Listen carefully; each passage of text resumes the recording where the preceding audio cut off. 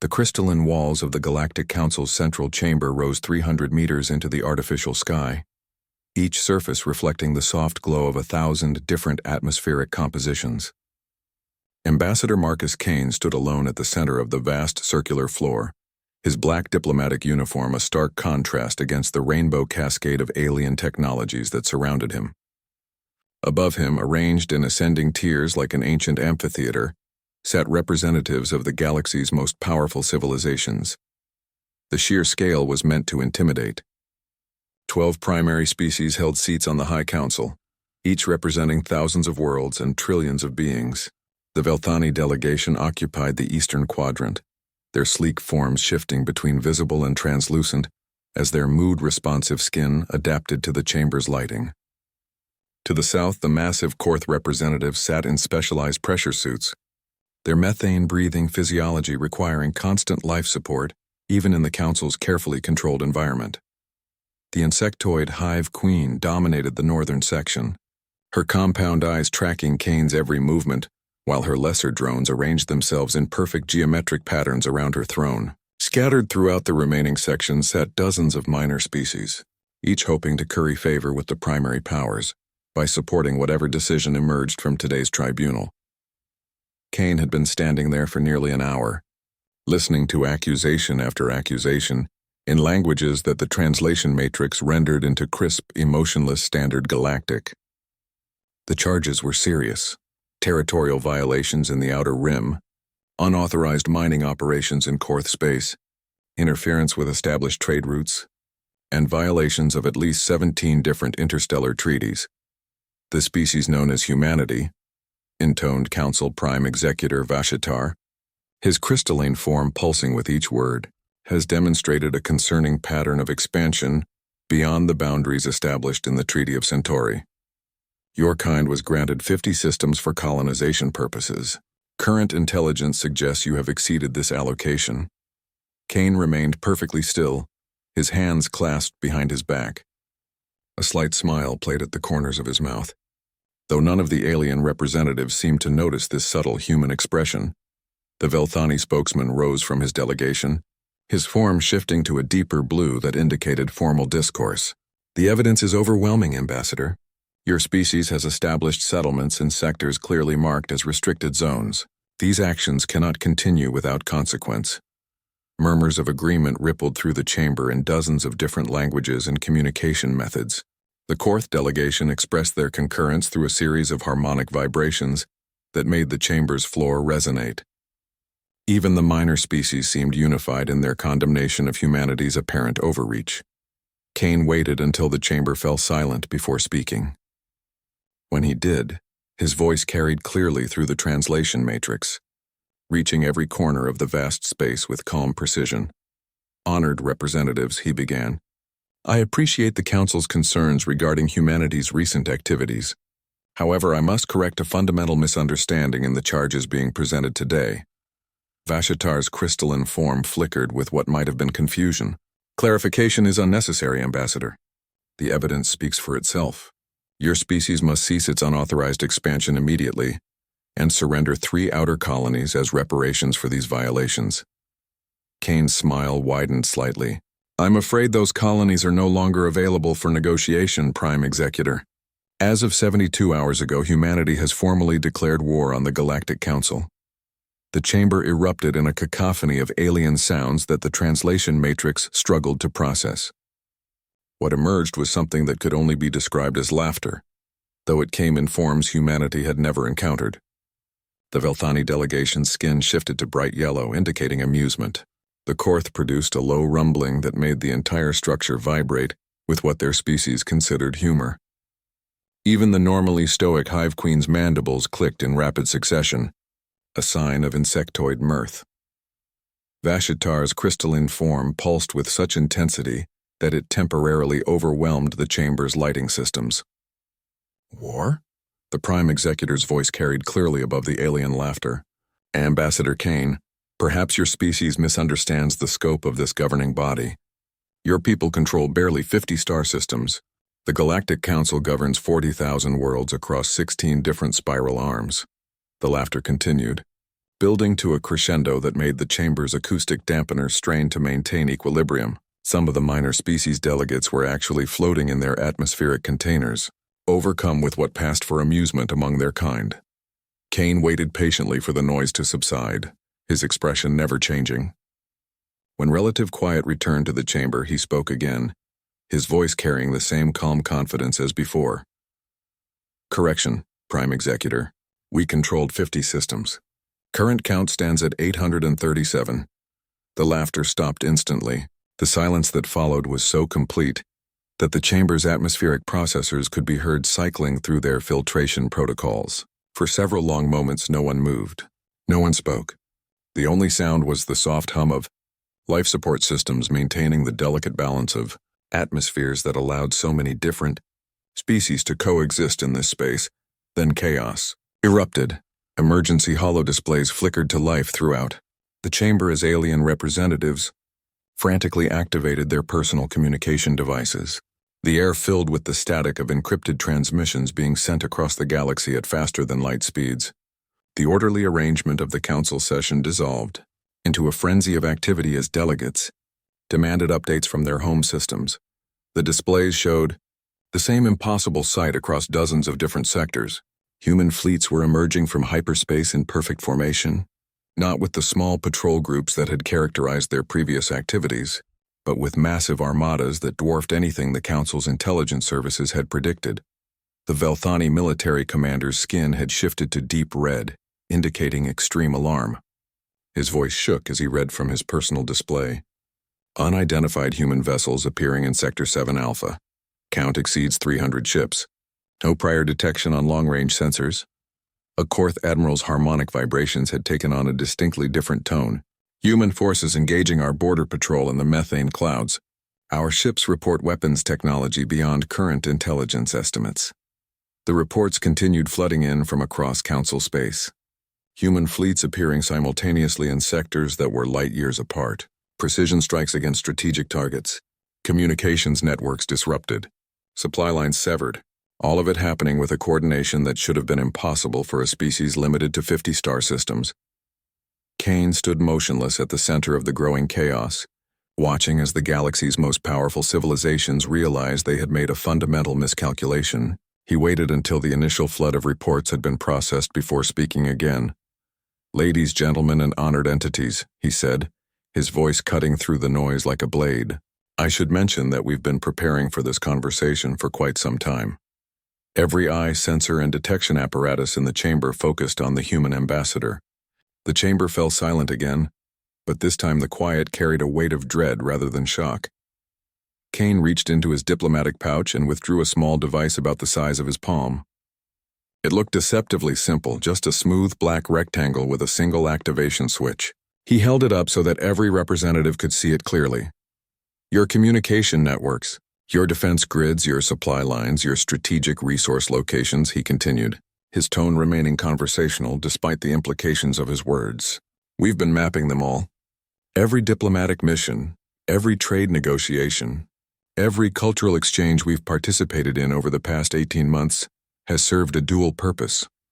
More displays activated around the chamber as the scope of human intelligence gathering became clear. What the Council had dismissed as routine diplomatic activity now revealed itself as the most comprehensive espionage operation in galactic history. Human ambassadors had been present on virtually every major world in Council space. Human traders had established relationships with key infrastructure personnel. Human cultural attaches had gained access to strategic planning facilities. The Hive Queen's compound eyes fixed on Kane with predatory intensity. Her translation device rendered her clicking speech into words that dripped with venom. "Impossible. Our security protocols would have detected such widespread infiltration." Kane's smile became genuinely warm for the first time during the proceedings. "Your Majesty, with respect, your security protocols were designed to detect traditional espionage methods. Humanity brought something new to the equation, genuine curiosity. Our people didn't infiltrate your systems through deception. They simply asked questions, showed interest in your cultures, and listened very carefully to the answers." 3 weeks before Ambassador Kane's declaration sent shockwaves through the Galactic Council chambers, Dr. Elena Vasquez sat in a sterile command center buried 3 kilometers beneath the Swiss Alps. The facility bore no resemblance to the diplomatic halls where humanity conducted its public business with the galaxy's established powers. Here, massive holographic displays showed the real scope of human activity across Council space, and the picture they painted would have terrified any alien observer who understood its implications. The Terran Intelligence Division's headquarters hummed with quiet efficiency as hundreds of analysts processed data streams from across the galaxy. What the Council perceived as humanity's modest expansion into 50 authorized systems was merely the visible tip of an operation that had taken 18 months to orchestrate and involve thousands of carefully selected personnel. Vasquez stood before the primary tactical display, watching as status updates flowed in from assets positioned throughout Council territory. Each green dot represented a successful intelligence gather. Each blue marker indicated a strategic position secured. The pattern that emerged showed humanity's true reach extending far beyond anything the galaxy's most powerful civilizations had imagined possible. Final confirmation from Asset Team 7 reported. Commander David Park from his position at the Central Communications Array. The Korth manufacturing facilities on Methane Prime have been fully mapped. Industrial capacity, defensive positions, supply chain vulnerabilities, everything our operational planners requested. Vasquez nodded, making a note on her personal display. Team 7 had spent 6 months masquerading as mineral rights consultants, their legitimate business providing perfect cover for comprehensive surveillance of one of the Council's most important military production centers. The Korth, like most Council species, had grown comfortable with human curiosity about industrial processes. They had no idea that every tour they provided, every technical discussion they engaged in, was being recorded and analyzed by specialists who understood exactly what information would be crucial in a potential conflict. "What about the Velthani communication networks?" she asked, turning to Lieutenant Sarah Cross at the Signals Intelligence Station. "Asset Team 12 reports complete penetration of their primary relay systems," Cross replied, her fingers dancing across holographic controls as she pulled up the relevant data. Cultural attaché Lisa Park has been absolutely invaluable. Her passion for Velthani art gave her access to installations throughout their core systems. The Velthani were so pleased to share their cultural heritage that they never questioned why she was asking about power distribution and communication. Routing. The brilliance of humanity's approach lay not in traditional espionage methods, but in leveraging the one trait that had initially made other species underestimate them: genuine curiosity. Where other civilizations sent spies who attempted to blend in and steal secrets, humanity had sent enthusiasts who asked endless questions about everything they encountered. The galaxy's established powers had been so flattered by human interest in their achievements that they had voluntarily revealed information that would have taken conventional intelligence operations years to acquire. Captain Tom Bradley's voice crackled through the secure communication system from his position in the Korth home system. "Control, this is Asset Team 3. We've completed our assessment of defensive installations in the methane clouds. Recommend immediate transmission of data package to Fleet Command." Bradley had spent 8 months establishing himself as a legitimate mining consultant. His expertise in asteroid extraction providing credible cover for detailed surveys of the Korth military's most heavily fortified positions. His mining surveys had systematically cataloged every defensive platform, every hidden weapon emplacement, every vulnerability in what the Korth considered their impregnable home system defenses. Vasquez authorized the data transmission with a simple gesture. Within minutes, Bradley's intelligence would reach the human fleet commanders who would soon need that information for operational planning. The same process was occurring simultaneously across dozens of star systems as assets prepared to extract themselves from their positions before the upcoming offensive began. "Status report on Operation Shepherd," Vasquez requested, referring to humanity's most ambitious deception. The response came from Agent Maria Santos, currently positioned in the Council's Central Administrative Complex on Station Prime. Her cover as a trade regulation specialist had given her unprecedented access to the Council's logistical and administrative databases. For 12 months, she had been quietly copying shipping schedules, resource allocation plans, and strategic assessments that revealed the true scope of Council military capabilities. All primary databases have been compromised, Santos reported through the encrypted channel. The Council's strategic planning assumes human capabilities remain limited to current public estimates. No indication they suspect the true size of our fleet or the scope of our intelligence operations. That fleet represented the culmination of humanity's greatest gamble. While Council intelligence focused on the 50 systems humanity publicly controlled, massive construction operations had been proceeding in hidden facilities throughout the Outer Rim. Asteroid mining operations that appeared to be extracting minerals for civilian use were actually hollowing out massive spaces for shipyard facilities. Scientific research stations exploring cosmic phenomena were manufacturing components for weapon systems that pushed the boundaries of human technological capability. The construction had required unprecedented coordination and secrecy. Materials were transported through carefully planned routes that avoided Council patrol areas. Personnel rotated through civilian cover positions to prevent patterns that might attract attention. Even the workers in the shipyards believed they were contributing to defensive preparations rather than the largest military buildup in human history, Dr. Vasquez called analyst Jennifer Kim from her position at the Strategic Assessment Station. We're receiving confirmation from Asset Team 19. The Hive Queen's communication protocols have been successfully mapped. Agent Robert Chen reports that his xenobiology research has provided complete access to their command and control structures. Chen's position as a researcher studying insectoid social structures had been particularly valuable. The Hive Queen species communicated through complex pheromone patterns that other Council races found incomprehensible. Chen's apparent fascination with their communication methods had led to extensive collaboration with Hive researchers who were eager to share their understanding of their own society. They had unknowingly provided him with the keys to monitoring and potentially disrupting their entire military command structure. The scope of information humanity had gathered was staggering. Fleet compositions and deployment patterns for every major Council military force, supply line vulnerabilities that could cripple entire sectors if exploited properly, communication protocols that would allow human forces to monitor enemy movements in real time. Most importantly, strategic assessments that revealed how the Council's military planners thought and what assumptions guided their decision-making processes. Final phase preparation is complete, announced Commander Park, his voice carrying the weight of months of careful preparation. All assets have received extraction orders. Operation Revelation commences in 72 hours. Vasquez reviewed the master timeline on her personal display.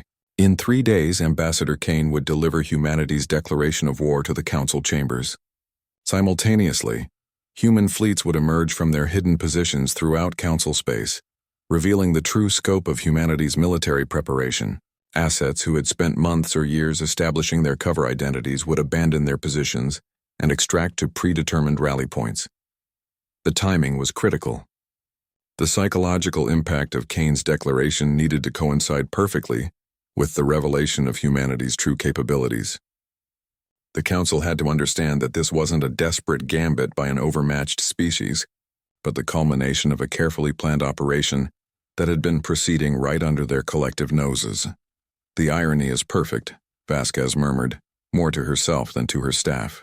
They dismissed us as primitive because we asked so many questions. They thought our curiosity made us naive.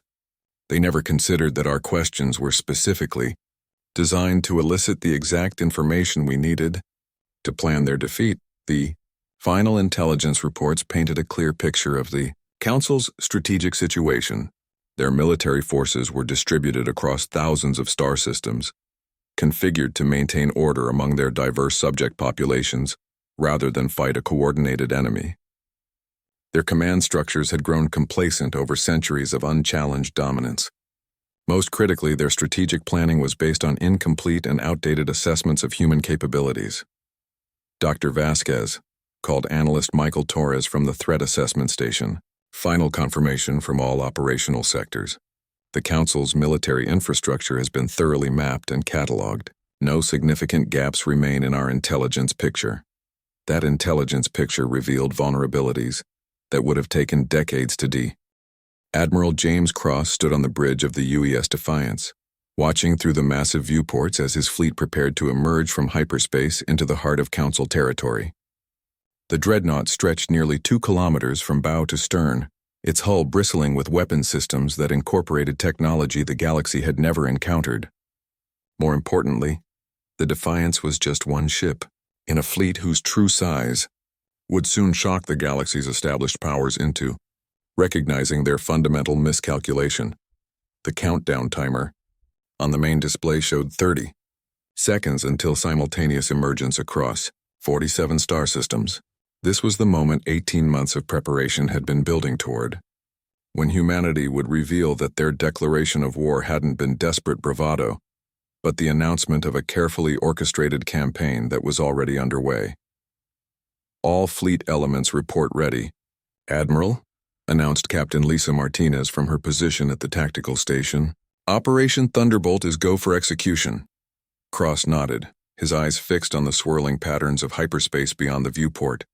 Somewhere in that chaotic energy field, hundreds of human ships were making final preparations for the most ambitious military operation in galactic history. The fleet that was about to emerge represented not just humanity's military might, but their technological innovation and strategic thinking. Admiral, called Lieutenant Commander Alex Johnson from the communications station, were receiving final confirmation codes from all operational sectors. Assets report. Council forces are positioned exactly as predicted by intelligence estimates. The intelligence that Dr. Vasquez's teams had gathered was about to prove its worth in the most decisive way possible. Every target that human forces were about to strike had been surveyed, mapped, and analyzed by agents who had spent months in position. The Council's military deployments, based on maintaining control over their vast territories, were about to be revealed as fatally vulnerable to coordinated assault. 10 seconds to emergence, Martinez announced. All weapon systems armed and ready. Cross felt the familiar tension that preceded any major military operation, but this was different. For the first time in human history, they weren't fighting defensively or reacting to someone else's moves. They were initiating contact on their terms with their timing, using capabilities that their enemies didn't know existed. Emergence in 3, 2, 1 mark. The swirling chaos of hyperspace vanished, replaced by the normal star field of the Korth home system. But the view that greeted the human fleet would have been impossible, according to every intelligence assessment the Council had ever made about human military capabilities. Instead of the small patrol groups that characterized previous human fleet movements, space filled with massive formations of ships that dwarfed anything the galaxy had seen humans deploy before.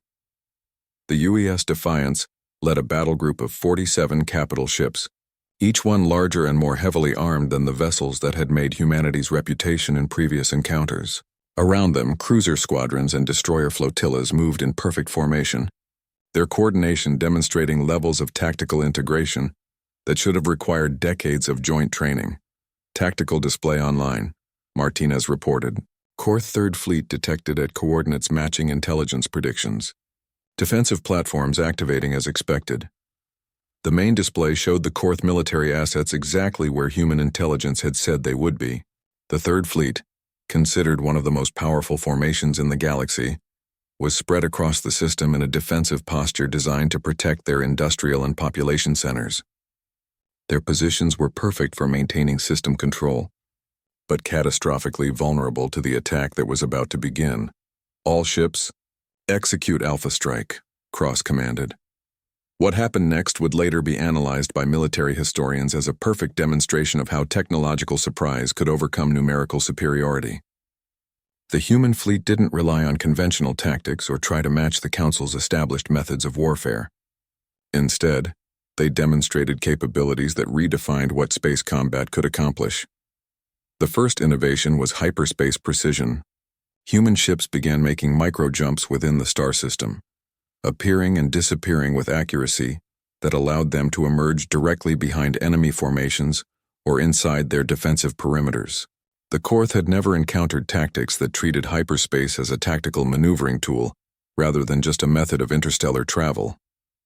The second surprise was adaptive weaponry. Human weapon systems analyzed Korth shield frequencies in real time and adjusted their output to punch through defensive barriers that had protected Council ships for centuries.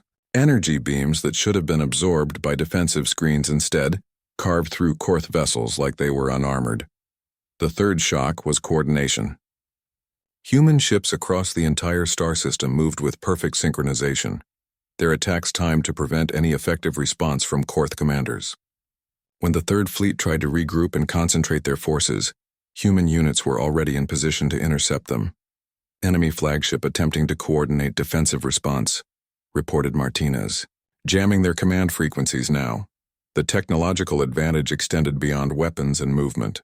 Human electronic warfare capabilities had been designed specifically to exploit the vulnerabilities that intelligence teams had identified in Council communication systems. The Korth found their command networks disrupted at critical moments, their formations isolated from central coordination just when they needed it most. "Admiral, we're receiving similar reports from all operational sectors," Johnson announced, his voice carrying amazement despite months of preparation. "Fleet elements across 47 systems report successful target engagement. Enemy forces are unable to mount coordinated resistance." The scope of the operation was staggering.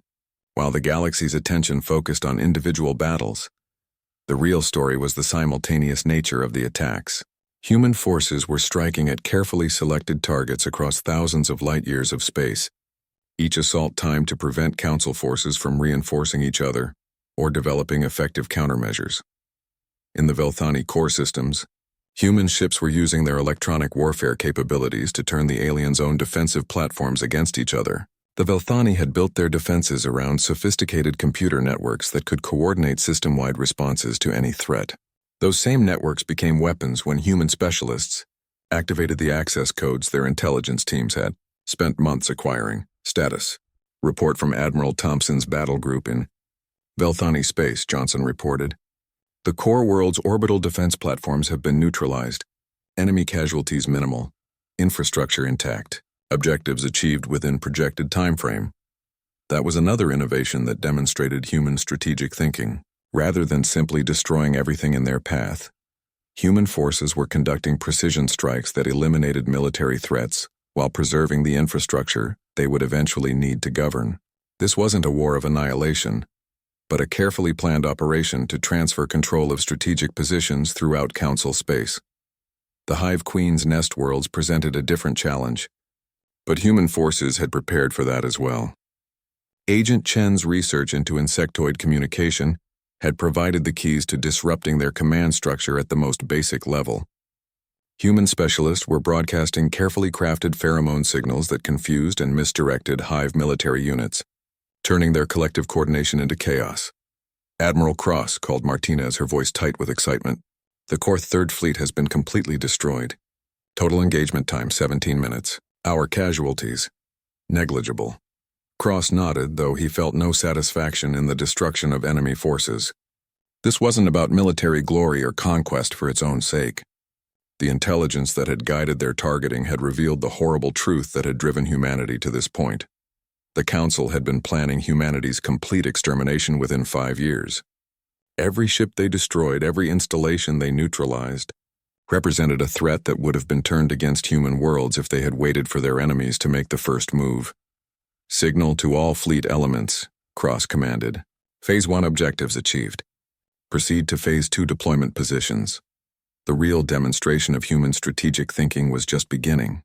The simultaneous strikes across Council space hadn't been random attacks, but carefully coordinated moves in a larger game. Each target had been selected not just for its military value, but for its position in the Council's overall strategic network. Communication relays that connected distant sectors were being systematically eliminated, fragmenting the Council's ability to coordinate responses across their vast territories. Supply depots that supported multiple star systems were being captured intact, denying their resources to Council forces while adding them to human logistical networks. Most critically, key hyperspace junction points were being secured, allowing human forces to control movement between major population centers. "Admiral, we're receiving a priority transmission from Fleet Command," Johnson announced. "President Wells has a..."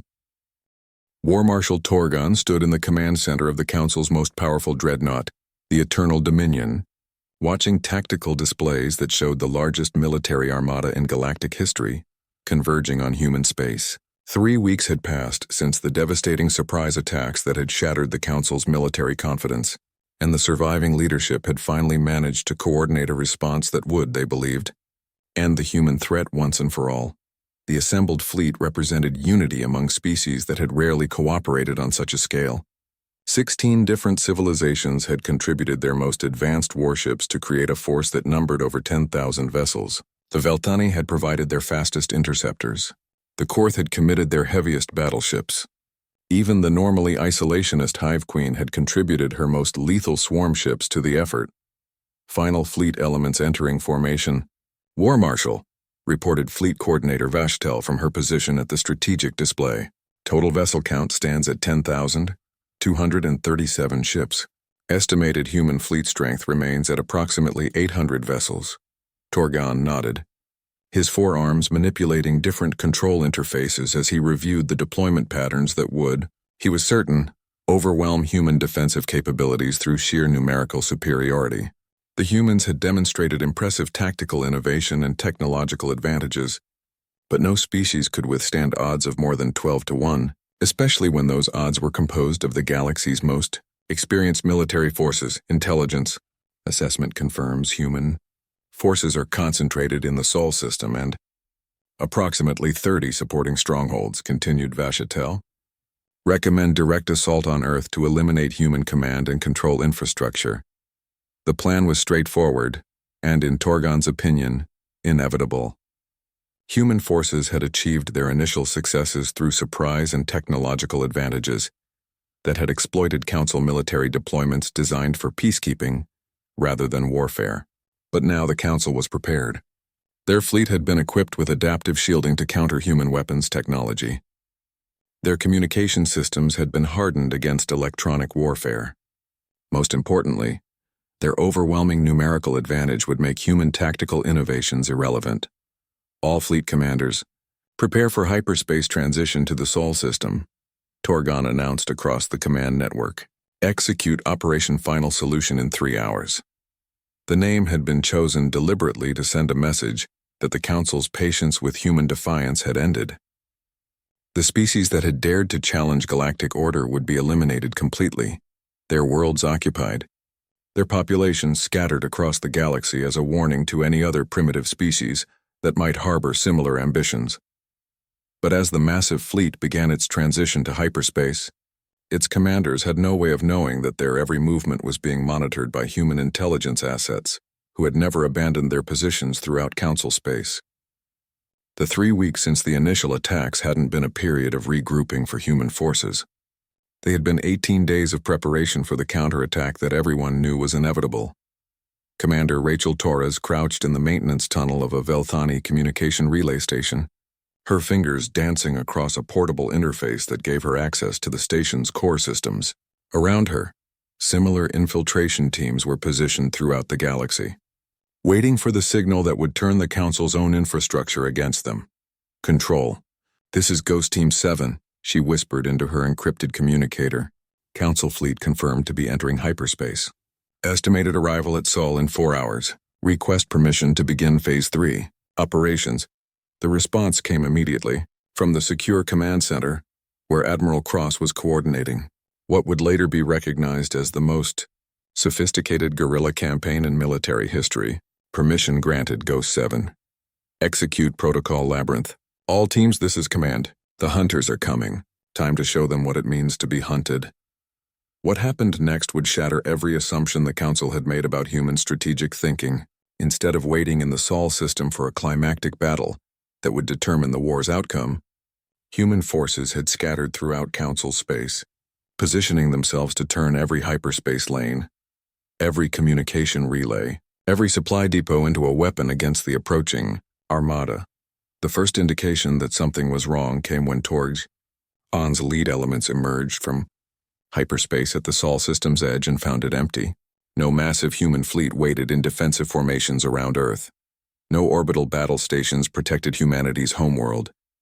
Instead, space around the Sol system was filled with automated beacons transmitting a simple message in Standard Galactic. Welcome to humanity's trap. War Marshal, called Tactical Coordinator Hive 9 from her position at the sensor station. No human military assets detected in the target zone. Recommend immediate system-wide sweep to locate defensive positions.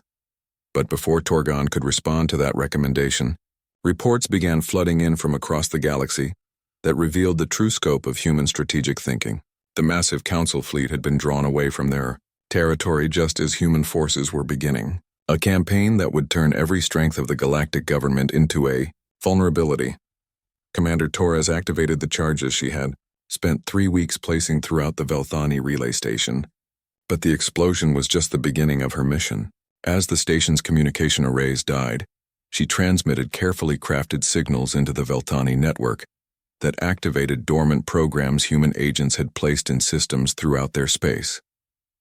Within minutes, the entire Velthani communication infrastructure was turning against itself, transmitting false orders, corrupting data, and creating chaos throughout their fleet elements. Similar operations were unfolding simultaneously across dozens of star systems. Human specialists who had spent months learning to exploit alien technologies were turning those same technologies into weapons. The Korth discovered that their supposedly secure command networks had been compromised when their own computers began transmitting their fleet positions to human forces.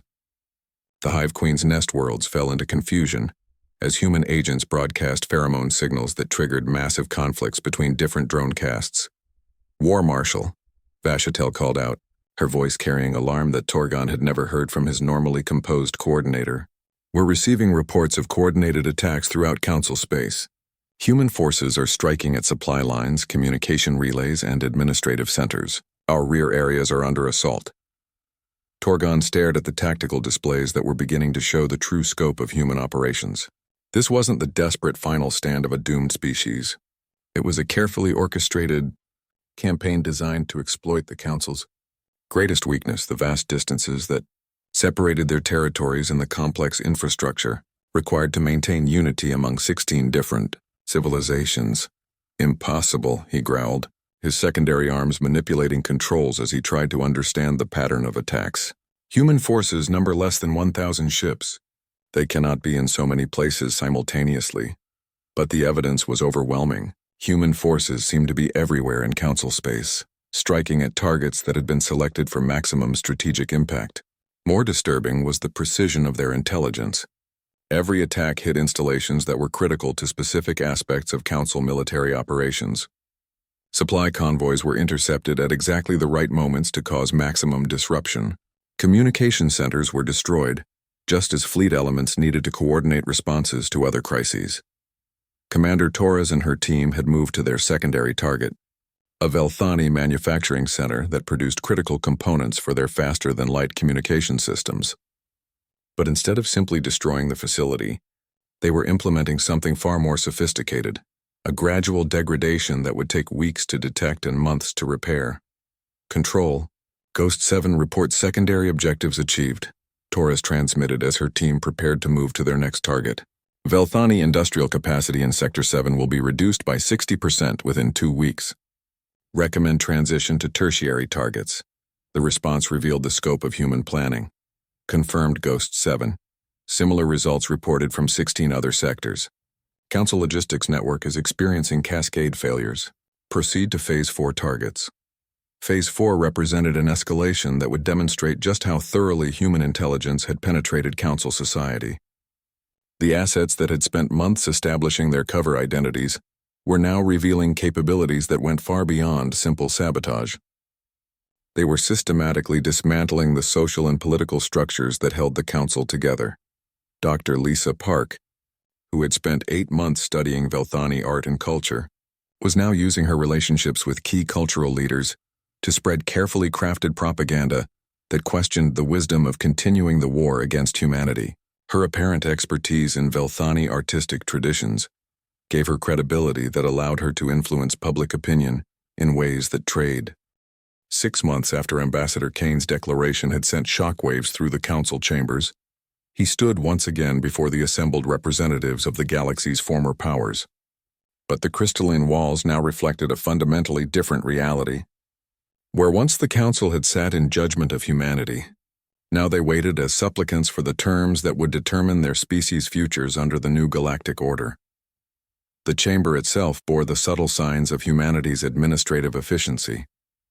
The chaotic arrangement of atmospheric processors that had once accommodated dozens of different environmental requirements had been replaced by standardized systems that maintained optimal conditions for all species while reducing the complex maintenance that had previously consumed vast resources. Even the lighting had been improved, providing better visibility for the spectrum ranges used by most galactic civilizations. President Victoria Wells appeared as a holographic projection at the center of the chamber, her image transmitted from Earth where she was coordinating the massive administrative effort required to transition from galactic war to galactic governance. Behind her, Kane could see the flags of 47 different species that had already signed cooperation agreements with the new Terran Federation. Honored representatives, Wells began, her voice carrying clearly through the translation systems that human technicians had upgraded to provide more accurate and nuanced communication between species. We gathered today to formalize the new structure that will govern our shared galaxy. The assembled aliens sat in a silence that carried entirely different implications than the shocked quiet that had followed Kane's original declaration. This was the silence of defeat acknowledged and reality accepted. The most powerful civilizations in the galaxy had spent 6 months learning what it meant to face an enemy that had understood their weaknesses better than they understood their own strengths. Prime Executor Washtar, his crystalline form dimmed to its lowest setting, spoke first among the former council members. President Wells, the remaining council territories formally request terms for integration into your federation. The word carried bitter acknowledgement of how completely the balance of power had shifted. The Galactic Council that had governed 40,000 worlds for millennia no longer existed as a political entity. Its territories were now occupied by human forces. Its infrastructure was controlled by human administrators, and its former leaders were reduced to negotiating for whatever autonomy they might be permitted under humanity's governance. The terms are straightforward, Wells replied, activating a holographic display that showed the new galactic map. The Galactic Council is hereby dissolved. All former council territories will be incorporated into the Terran Federation under human oversight. Individual species may maintain cultural autonomy and limited self-governance, but all military forces, interstellar communication, and strategic resource allocation will be coordinated through human-controlled networks. The display showed a galaxy transformed. The chaotic patchwork of territories that had characterized Council space was being replaced by rationally organized sectors administered by human governors who understood both the strategic requirements of galactic stability and the cultural needs of diverse populations.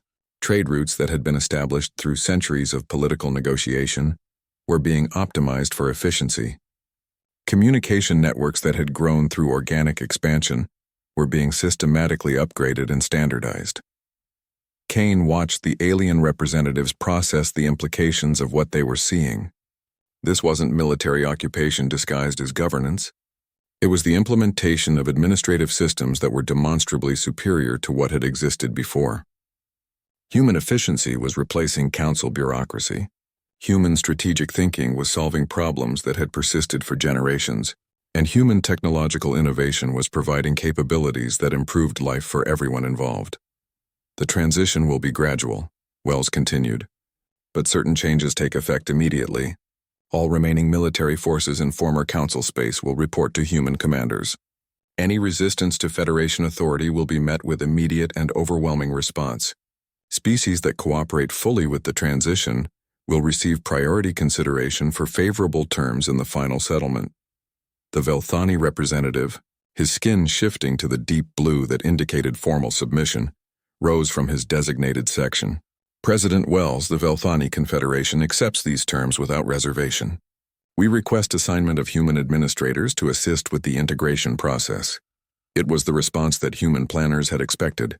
The Velthani had been among the first to recognize that resistance was futile, and cooperation offered the best hope for maintaining some degree of autonomy under the new system. Their decision had influenced several smaller species to follow their lead, creating a cascade of surrenders that had eliminated the last significant pockets of resistance. The Korth representative transmitted his species' acceptance through harmonic vibrations that the translation system rendered as a formal declaration of surrender. The massive methane breathers had learned through bitter experience that their military might was useless against enemies who could turn their own infrastructure against them. Better to accept human governance than face the systematic destruction of everything their civilization had built. Even the Hive Queen, her compound eyes reflecting the chamber's improved lighting, clicked her mandibles in the pattern that indicated acceptance of external authority. Her swarm fleets had been so thoroughly compromised by human psychological warfare that she no longer trusted her own communication networks. Human administrators offered the stability her species needed to rebuild their social structures. "The Federation welcomes your cooperation," Wells responded, though Kane could hear the careful neutrality in her voice. "Integration teams are already being deployed to assist with the transition. You will find that Federation administration offers significant advantages over the previous council system." That was more than diplomatic courtesy. The intelligence that had guided humanity's war effort had revealed the incredible inefficiencies and structural problems that had plagued council governance. Species with compatible environmental requirements had been kept in separate systems due to political considerations. Resources had been allocated based on political influence rather than strategic need. Most critically, the Council's reactive approach to governance had allowed problems to fester until they became crises that required massive expenditures to resolve.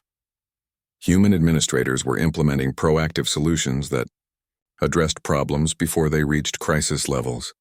Environmental systems were being optimized to support multiple species in shared facilities. Resource allocation was being managed through algorithmic analysis that maximized utility while maintaining strategic reserves. Communication networks that had taken weeks to coordinate, responses across vast distances were being replaced with real-time systems that enabled immediate coordination of galactic-scale operations. Kane activated his personal interface and began reading from the prepared statement that would formally establish the new galactic order. By authority of the Terran Federation and mandate of military victory, the following governmental structure is hereby established for all territories formerly under Council administration. The terms were comprehensive and, Kane knew, surprisingly generous considering the circumstances. Species that had spent millennia as independent powers were being offered significant autonomy in exchange for acceptance of human oversight. Cultural traditions would be preserved. Economic systems would be maintained with efficiency improvements. Even former Council military personnel were being offered positions in the new Federation fleet, albeit under human command. Local governance will remain under species control for all matters that do not affect interstellar stability or Federation security, Kane continued. Trade relationships will be maintained and expanded through improved transportation and communication infrastructure. Scientific research will continue under Federation coordination, with benefits shared among all member species. The terms reflected human strategic thinking that extended far beyond military victory. The goal wasn't to rule through force, but to create a galactic system that was more stable, more efficient, and more responsive to the needs of all populations. The war had been fought not for conquest, but to prevent the genocide that Council intelligence had been planning against humanity. However, Kane's voice took on a harder edge as he reached the section that outlined the consequences of the Council's original intentions. Certain restrictions are non-negotiable. No species may maintain military forces capable of threatening Federation security. All interstellar communication must pass through Federation monitoring systems. Any attempt to coordinate resistance against Federation authority will result in immediate administrative action. The restrictions were the inevitable result of the intelligence that had triggered humanity's preemptive war. The Council's plans for human extermination had been detailed and comprehensive, involving not just military action, but systematic elimination of human genetic material from the galaxy. Species that